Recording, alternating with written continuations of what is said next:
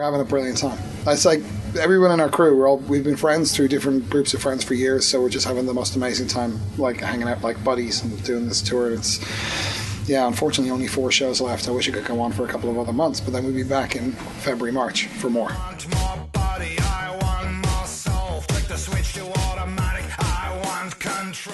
Europe, we have different keyboarders, and sometimes here we exchange them. We've got Mike and Gabe, they were the keyboarders on the last tour, and I think the tour prior to that. So ostensibly, it's mostly the same crew. We've got Krishan from Brothersand, who does our sound.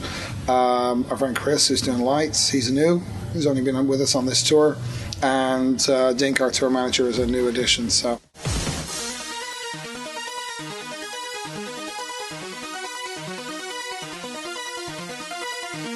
I'm not sure about this. I think the comparison, I try to understand it because it's very hard for me as the writer and the producer to understand how other people are hearing it. I've heard this comment and I've asked people about it, like what they're comparing it to. Empires was a very melodic and very catchy and very emotional album. It struck people at a particular time. I don't have a problem or ever any fear of doing that. I love writing songs. I like writing songs that just do something to me. I write this music first and foremost for myself, but Automatic was never consciously... There is no ever, I'm going to make an album like that again. Empires was a culmination of a lot of different things that happened in my life at the time that brought me to a certain place and brought the album to sound as it did, and Automatic likewise. I was just beyond, I don't think pleasantly surprised would be the right term, floored when I switched from the mode of writing the album to actually, it's been delivered to the mastering company. I can now sit back and listen to the album from beginning to end.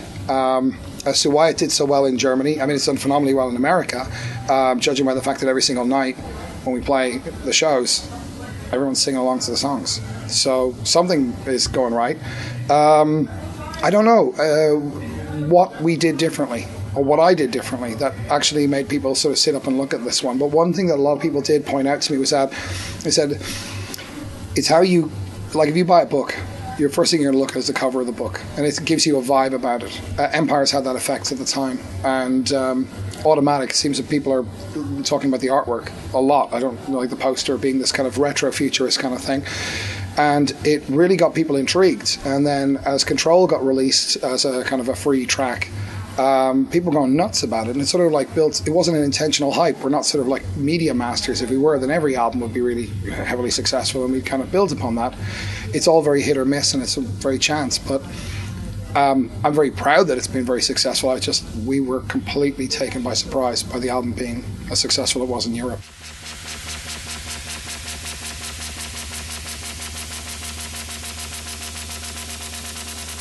'30s industrial era. The '30s is a pet passion of mine. I'm absolutely mental about the American '30s. I have to stress that because I did a lot of interviews in Germany where I have to say American '30s because you can't say, yeah. Anyway, I'm obsessed with this era and the whole era of what it did as far as the advancements that people made in the period of 10 years. And also what originally got me interested in it was the styling, the design of it, the architecture, the ethos.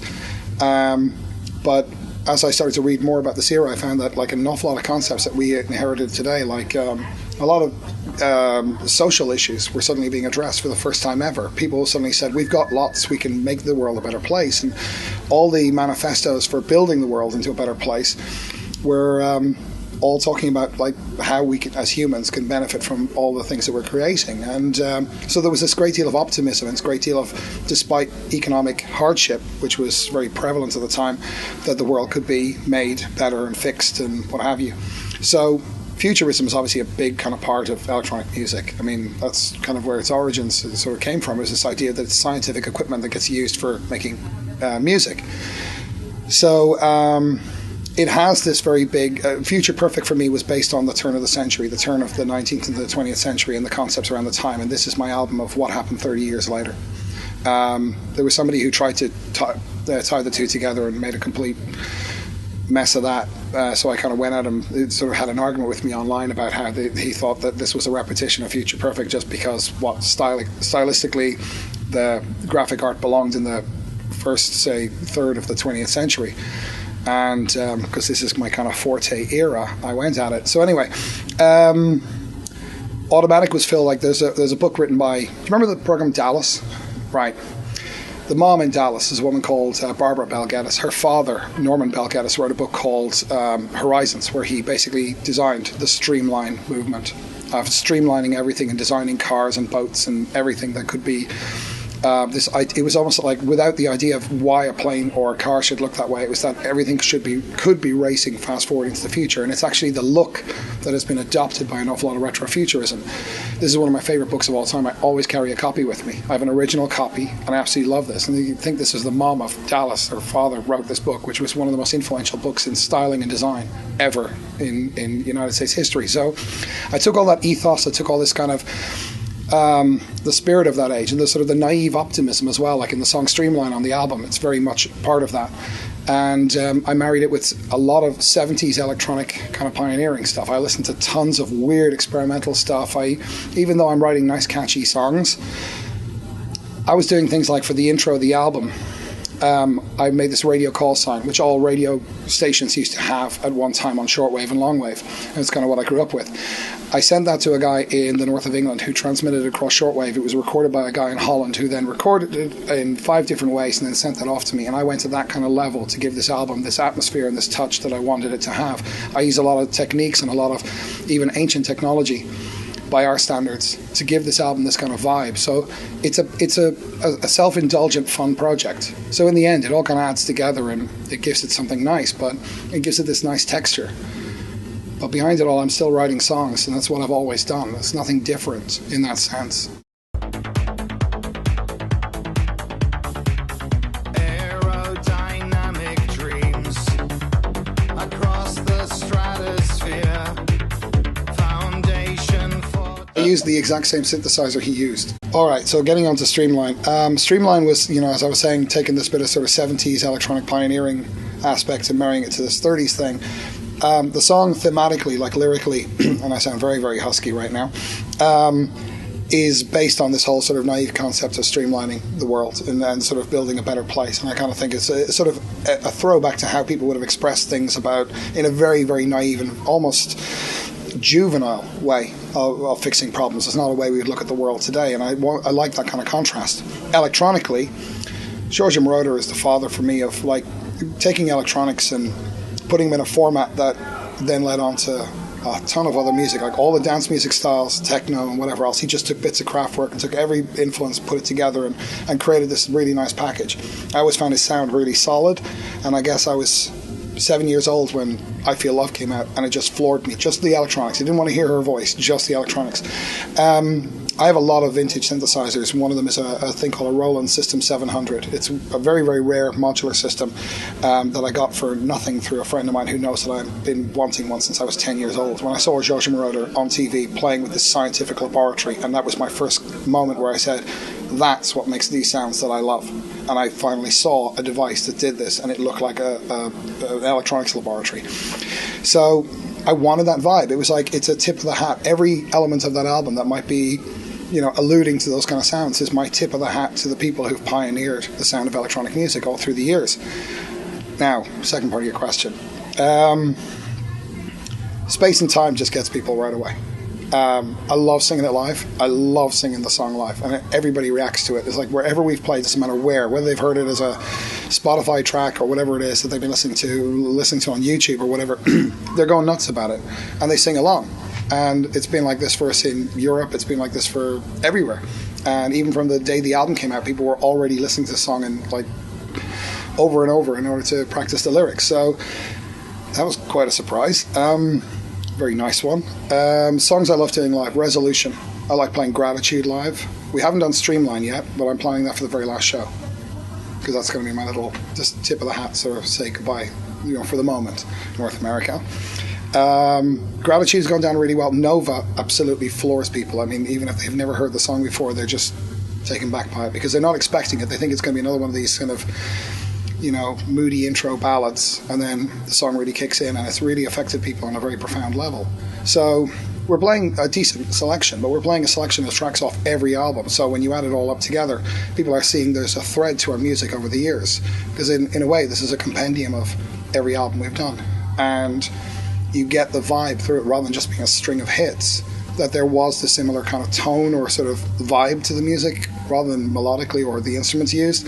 There is this vibe to the music, and then when you add that all up in context, no album sounds like it was disparate from one another, but they are still, when seen individually, they do have very, very individual aspects to them and very individual sounds.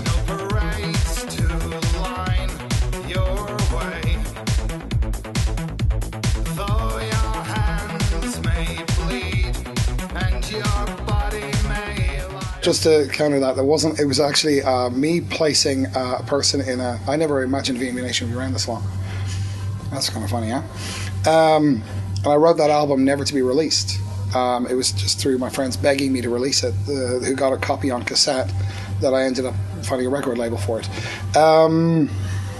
I set somebody in a far enough forward moment in the future to basically present a scenario of, imagine a veteran who's standing at a ceremony, a remembrance ceremony of some kind after some great war, like, you know, I do love sci-fi, and questioning the notion of this word honor in war, because it's this word we throw around as though it makes it all better. It makes how we fight one another easy and okay.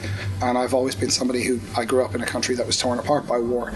So it was my way of dealing with this, how we throw ceremonies on top of it, and flags and wreath-laying ceremonies and all kinds of things to basically deodorize the worst aspects of humanity. And that was what the concept of that song was. It was just something that I could possibly understand on my own level, but I think from a surface level, a lot of people just thought it was rallying words, and it was meant to be cynical in a little way. As far as the end of the world's concerned, I don't think humanity has quite reached that level yet. I just hope that when we do come to a crux, and it's been my concept all along, it's like people will never change their nature unless they face a disaster, or they face a situation that threatens their existence or their well-being or their life. Humanity will face one. I know it's been historically proven, and it's happened again and again. I think it's the only way we're ever going to solve our ills, because I think we've kind of gone into a period of way too much excess, and now we're just bored. Nobody's looking. There's no great vision for the future. There's no great leap forward that we're looking for. We just don't know where we're going. We seem to be in an identityless 21st century. We don't have a vibe to it yet. We don't have any kind of great movement or great social change other than what's happening, say, in the Middle East, or what's happening in Russia, or what you could say in some part is happening here. People are getting sick and tired of greed and corruption. And on a basic level, we're starting to find that in strength in numbers, they can change things. That will lead on to another change, another social change, another social change. But as far as the end of the world, I think we've actually come close a few times, which a lot of people didn't even know about. We came to the brink of nuclear war a couple of times, and not even in the 80s, not even in the 70s or the 60s. I mean, even in more recent times than that. I think humanity will only ever solve its ills, or even try to avert itself, when it reaches the crux of disaster.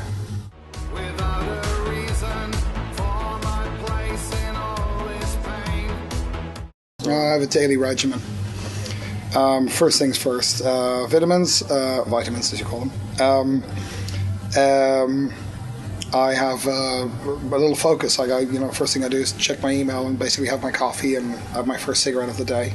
That's not the reason for this. And then I get on with it, but basically there's a little pattern to everything during the day which keeps me going. However, I don't have a problem being on tour. I don't have any kind of major issues with it. I don't get tired or severely homesick. I miss people. That's obvious. That would only be natural, but I love the aspect of being on tour. As soon as I get on stage, and even if I feel tired before it, my energy kicks in right away. I feel very, very inspired by seeing people being entertained, and that I want them to have the show that they've come for. So that keeps me going. I can do this for months and months, and I have done. 2007, I think, was the longest tour we ever did. I think it was 7 months, pretty much non-stop. And I got out of the bus at the end of it, and I thought, all right, that's it. I just never want to go on tour for another 2 years. But while you're on that tour, you don't mind. You go through it every day, and it becomes a blur. Cities blur into cities, but you always remember the faces and the people you met. And I found that on this tour, I keep going up to people going, I remember you, I met you here, and we talked about this and this. And people can't believe that you can actually remember who they are among all these, nameless faces that you encounter during the tour. But I've met some of the most profoundly interesting and inspirational people.